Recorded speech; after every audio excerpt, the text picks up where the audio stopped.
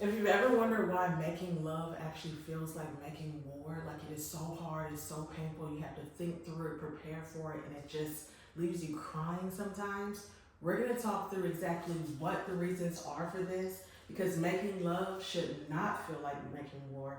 It should feel beautiful, satisfying, and pain free.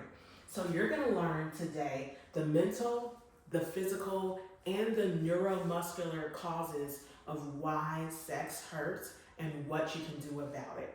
Okay, starting with the first contributor.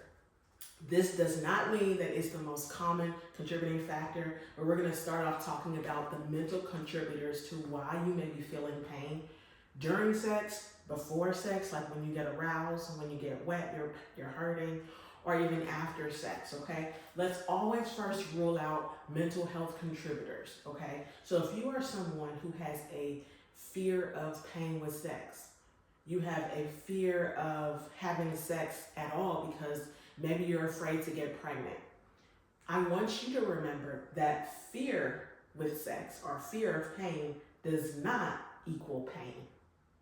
So yes, you can have a fear of pain and that can actually contribute to the pain. But just because you're afraid of something hurting doesn't actually mean that your body is holding pain.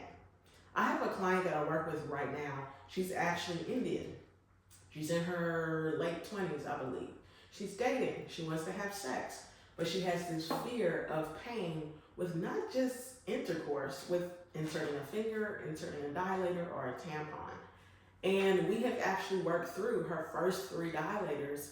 Before she started working with me, she was unable to do that. But get this, she's still afraid of pain with her dilators, even though dilator 1, 2, and 3 is going inside without any pain at all. So her fear is so strong because of her cultural beliefs, what she was told growing up. It's not going to be an immediate reaction to unlearn those beliefs. That's going to be a process for her.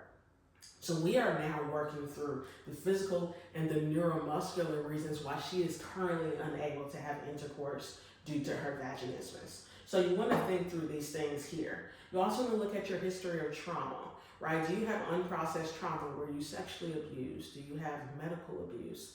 Are those things making it difficult for you to feel safe when you do try and have intimacy? Okay, do you have those flashbacks? Do you feel like something bad is going to happen again? Is that trauma interrupting your ability to feel relaxed and calm during sex?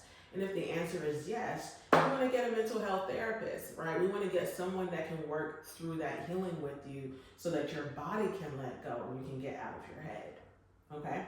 So next thing is culture and religion. I'm a religious person myself. I'm a Christian, actually a Seventh-day Adventist Christian. So I grew up with very conservative beliefs.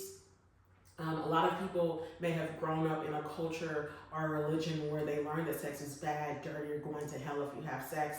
And those beliefs can be sort of counter, it can work in opposition to pleasure. And so if you are religious and you are a believer, you want to think through and get some support if you can. How can I be a believer and value my belief system while also embracing my body? Do I feel bad if I touch my body? Do I feel bad if I get horny?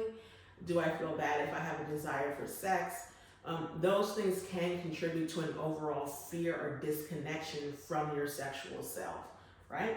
And then the last thing I want to talk through is a phobia. So if you have an extreme fear of intercourse or an extreme fear of something going in your vagina, like your heart starts beating really fast, you start sweating when you try and insert a finger, you start crying maybe, like you can't bring yourself to even do that because the idea of it just, it freaks you out and it scares you.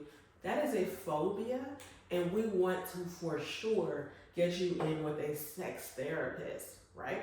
And so if you're working through mental contributors to your sexual pain, it's not that you can't see a pelvic floor physical therapist, someone like me, to help you with the actual physical pain.